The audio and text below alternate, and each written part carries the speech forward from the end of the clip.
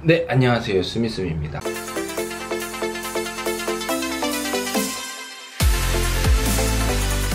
오늘은 ETF에 대해서 같이 공부를 해보려고 해요. 먼저 ETF가 뭔지를 아셔야 될 텐데, ETF 같은 경우에는 펀드랑 비슷한데 주식처럼 증권 시장에서 사고 팔 수 있는 것들을 얘기해요. 펀드 같은 게 보면은 개별 기업에 투자하는 게 아니라 어떠한 나라나 어떠한 산업에 투자를 하는 거잖아요. 근데 펀드 같은 경우에는, 특히 해외에 투자되는 펀드 같은 경우에는 내가 펀드에 돈을 넣어서 내 돈이 펀드에 들어갔다가 나중에 이거를 펀드를 환매해서 내 통장에 들어오기까지 시간이 되게 오래 걸려요. 예를 들면은 뭐 미국에 상장되어 있는 기업들에 투자되는 어떤 펀드가 있어요. 거기다 내가 돈을 넣으면 이 돈이 그 펀드에 들어가서 투자가 되기까지 한 일주일 정도 시간이 걸리고요. 나중에 요거를 판매를 해서 내 통장으로 돈이 들어오는 데까지도 한 일주일이 걸려요. 그럼 사고 팔 때 도합 일주일씩 해서 2주의 시간이 걸리는 만큼 유동성에 조금 긴 시간이 소모가 되는 부분이 있거든요. 이게 단점이 뭐냐면, 일단 돈이 늦게 나오는 것도 늦게 나오는 건데, 오늘 예를 들어서 내 그 펀드가 한 10% 수익이 났어요. 근데 그래서 오늘 10% 수익을 보고 매도를 했는데 이게 내 통장에 들어올 때까지 일주일 정도 시간이 걸린댔잖아요. 그 사이에 갑자기 막 미국 시장이 안 좋아져서 막 폭락이 와갖고, 나는 분명 10%대 팔았는데 이게 일주일 뒤에 내 통장에 들어오는 건 마이너스가 돼갖고 들어올 수도 있는 거거든요. 근데 ETF는 주식처럼 사고 파는 거기 때문에 얘는 바로바로 내가 지금 10%라고 이제 보고 ETF를 매도를 하면은 통장에 거의 비슷한 금액이 수익으로 들어오는 그런 거래의 신속성 측면에서 장점이 있어요. 그러면 이제 ETF는 펀드처럼 특정 기업에 투자하는 게 아니라 특정 시장이나 섹터나 산업에 투자한다고 말씀드렸잖아요. 어떤 상품들이 있는지 좀 간단하게 살펴볼게요. 타이거 ETF라는 상품이 있어요. 이 타이거는 운용하는 회사의 네임택이라고 보시면 되거든요. 그래서 이 타이거 같은 경우에는 미래에셋 자산운용에서 판매하는 상품들을 이제 앞에는 다 타이거가 붙고요. 상품 정보를 보면 와, 엄청나게 많아요. 보시면 국내 주식 시장도 있고 국내 주식 섹터도 있고 국내 주식에서도 스타일 테마가 있어요. 그리고 밑에는 이제 전략이 있고요.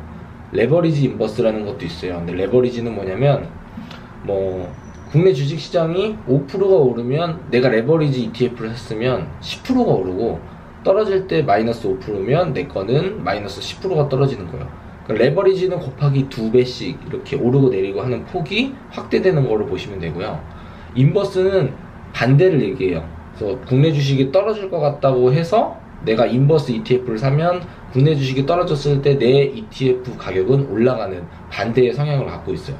그래서 해외 지수도 이렇게 차이나, 대만, 미국, 유로, 일본, 라틴 이렇게 있고요. 뭐 채권도 있습니다. 보시면 아시겠지만 투자할 수 있는 영역이 엄청나게 다양해요. 적은 금액으로도 이제 가입이 가능하다는 장점이 있거든요. 보시면 미국에, 여기 보시면 타이거 미국 나스닥 100이라고 있어요. 개별 기업으로 나스닥에 있는 것들을 살려면, 예를 들어서 아마존이 나스닥에 상장되어 있는데 아마존을 한 주를 사려면은 2,000불이 넘는 금액을 내야 돼요. 거의 뭐 한 주에 200만 원이 넘잖아요. 그런 거를 사기에는 금액적인 부분이 너무 부담스러우니까 이럴 때는 ETF를 미국 나스닥 100을 사는 거죠. 그러면 내가 ETF를 사면 아마존이나 넷플릭스나 페이스북이나 이런 나스닥의 대표적인 팡 기업들 같은 게 오를 경우에 내 ETF 가격도 오르니까 소액으로 투자를 하셔서 해당되는 섹터나 해외에 투자를 할 수 있는 장점이 있는 거죠. 그래서 저 같은 경우에는 ETF를 작년에 보면은 해외 비과세 펀드가 있었거든요. 그래서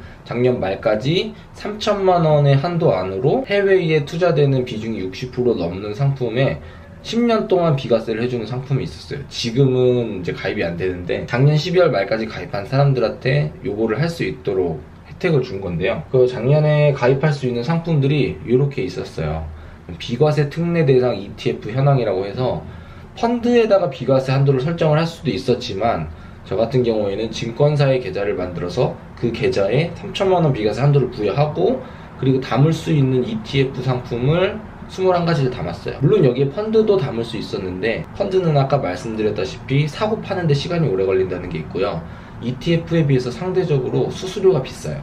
그래서 저는 이 비과세 펀드에 담을 수 있는 21가지의 ETF를 다 담아서 한 주씩만 사놓으면 그게 이제 2018년부터는 그 한 주씩 사놓은 거에서 추가로 살 수가 있는 거거든요. 3천만 원 한도 내에서. 또 보시면은 작년에 담았던 게 이제 MSI 월드는 전 세계에 있는 주가 지수를 MSCI 지수에 투자를 하는 거고, 라틴 35는 남미고, 미국에 이렇게 쭉 있고, 유럽은 유로스탁 배당 30이라는 ETF 하나가 있었고요. 그리고 중국이 개수가 상당히 많았습니다. 중국 본토, CSI 300, 50, 300, 100, 차이나 H, HSCI 항생 25 이런 식으로 해서 중국이랑 홍콩에 투자되는 게 있었는데, 뭐 일본도 있고요. 밑에 중국이랑 미국 나스닥 기술주가 조금 늦게 12월 중순쯤에 상장이 돼서 이렇게 21가지를 펀드에 담을 수가 있었어요. 그래서 저는 담았던 게 지금 투자된 성과가 이 정도예요. 지금 순자산 총액은 312만원이라 나오는데, 이게 10년 동안 3천만원이니까 그냥 단순히 산술적으로 계산하면 1년에 300만원씩 넣으면 딱 10년 뒤면 3천만원이 되잖아요. 그래서 제가 이제 18년 9월이니까 올해 300만원을 넣어놓은 거예요. 여기 보시면 수익률이 나오는데, 수익률 기준으로 제가 소팅을 하면 분명하게 국가별 성적표가 갈립니다. 그래서 미국은 뭐 압도적으로 1위예요. 벌써 23% 수익률이 엄청나죠.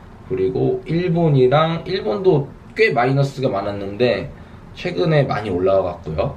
그리고 밑으로 내려가면 내려갈수록 암울해지는 부분은 이제 중국입니다.